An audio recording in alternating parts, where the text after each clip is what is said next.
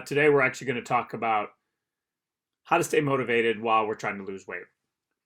I get a lot of clients that um, they struggle with, I guess you could call it self esteem, you could call it maybe they're not getting positive reinforcement by others. They're maybe too critical on themselves. There's a lot of different reasons why when the weight loss slows down, you know, you kind of get in your own head a little, right?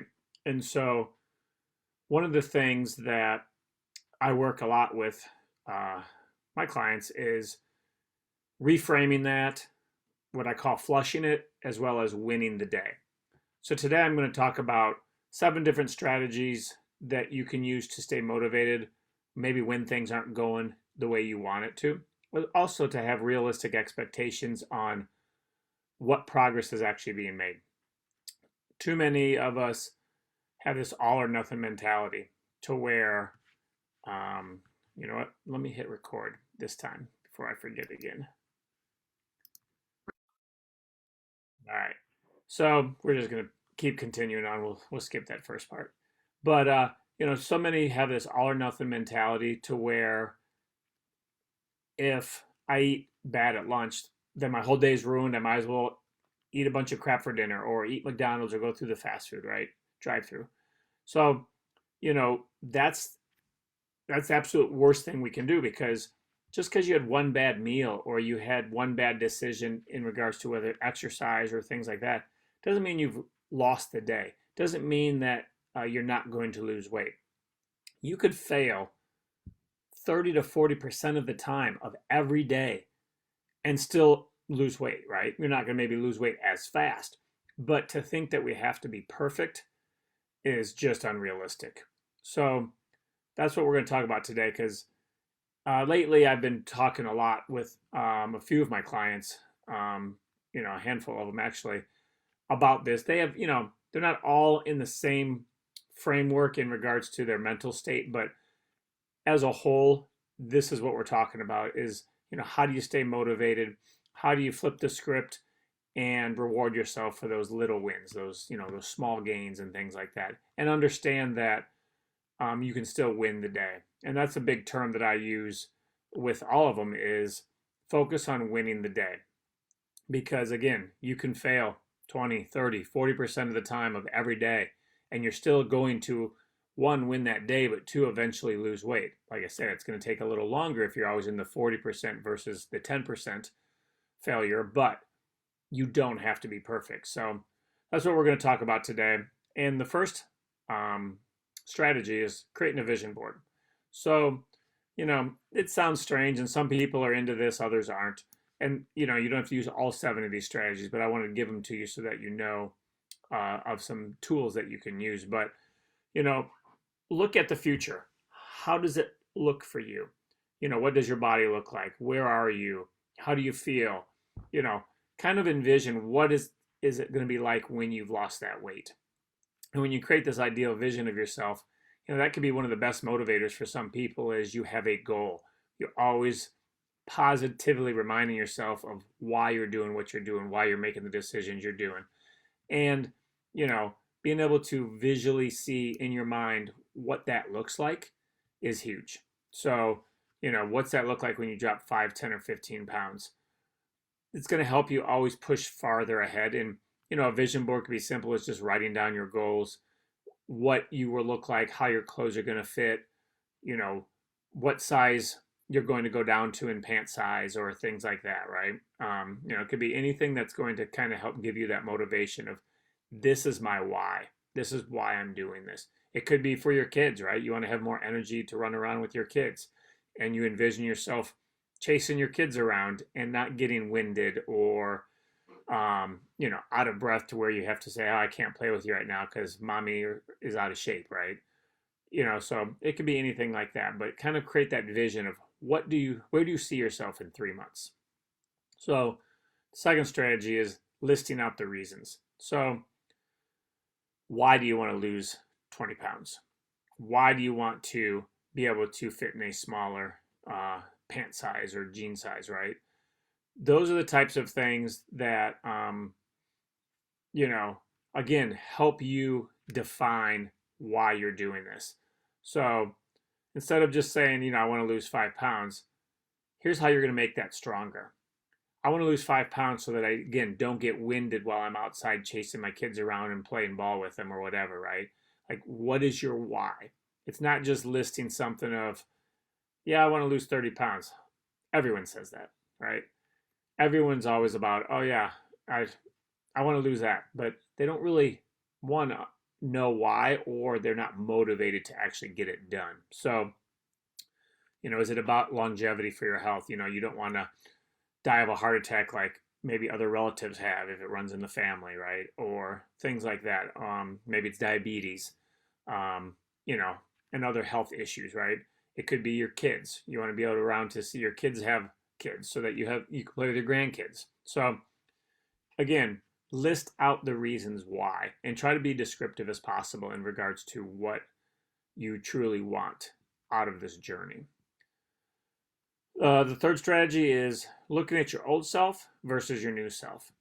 So if the scale hasn't budged in a few weeks, you know, again, that can get frustrating, right?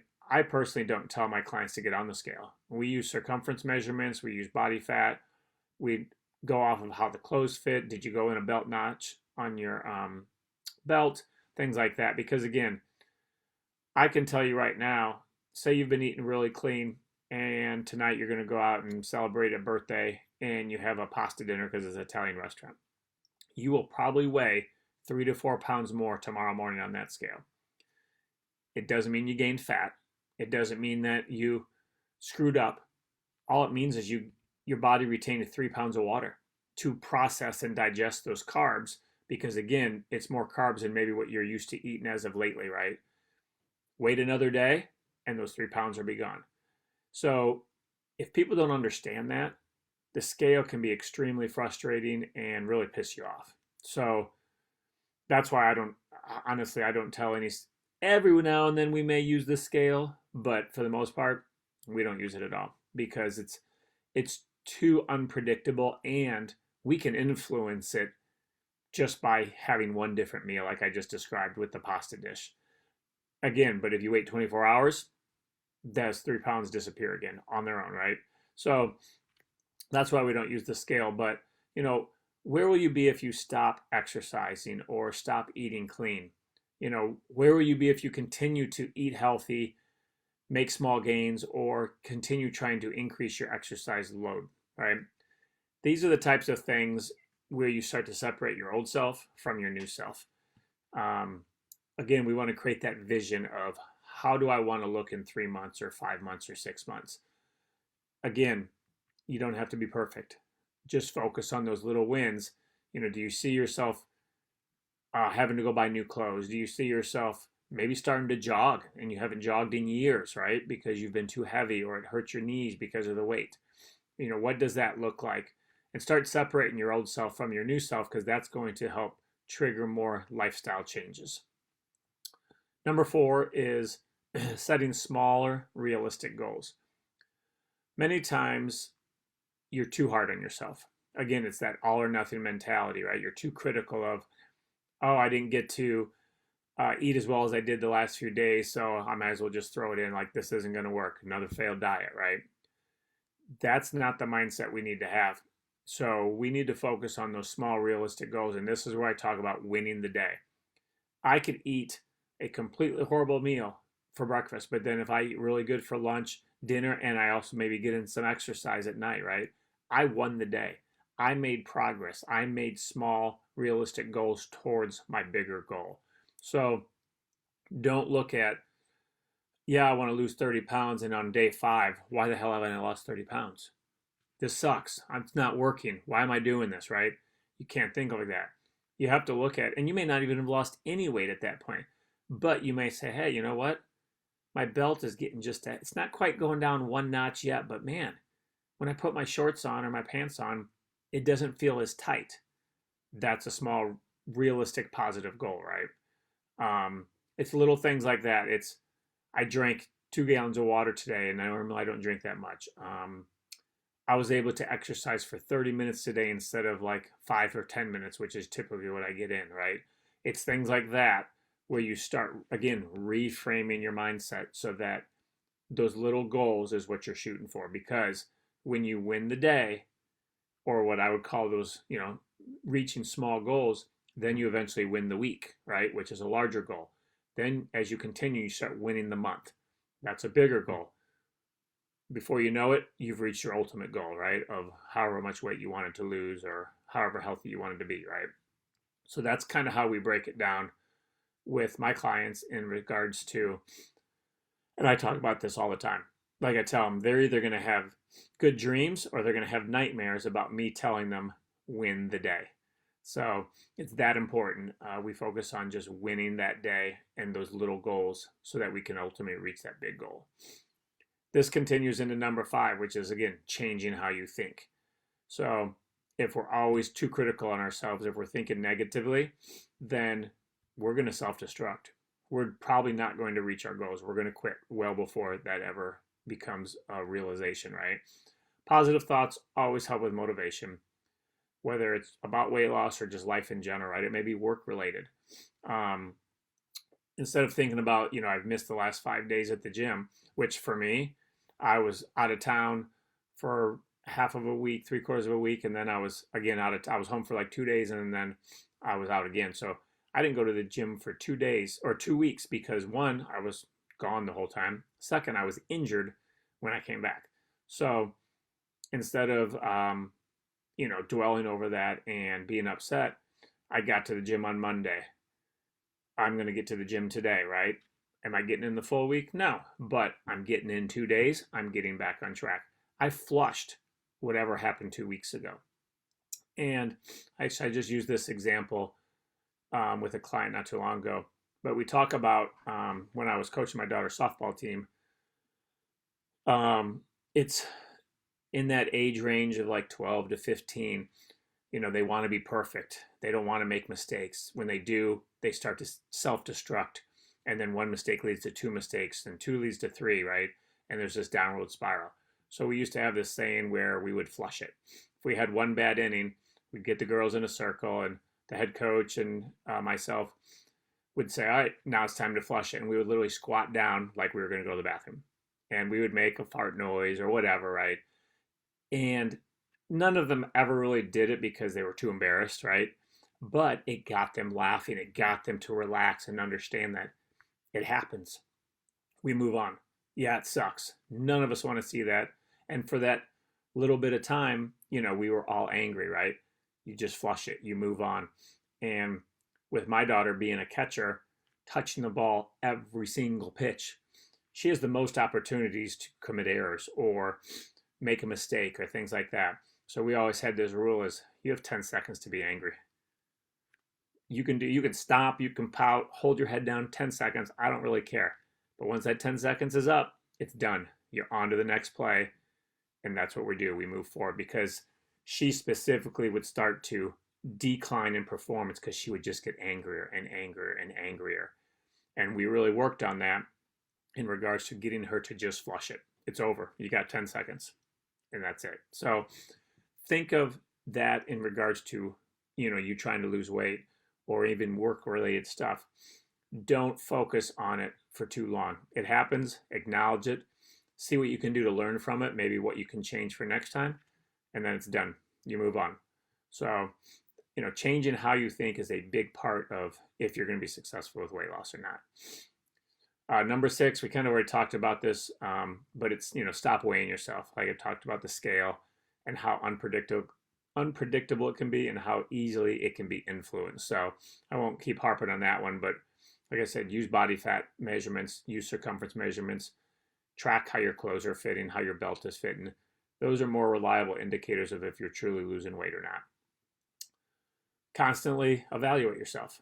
That's number 7. And, we've talked about this in a way for all of these, right? Look at what am I doing that's working? What small gains am I making? A couple of questions I ask my clients is, what did you do that moved you farther away from your goal this week? And then the next question is, what did you do that moved you closer to your goal? So we're always just evaluating because, again, days change, weeks change, things come into your life, things leave your life that could influence how we're moving towards our goal. And if we're not evaluating, we're not critiquing, we're just evaluating and kind of taking a bigger picture look of, all right, what did we do great? What did we need to work on? What did we do bad? What's our goals for next week? What are our small, realistic goals that we can focus on next week?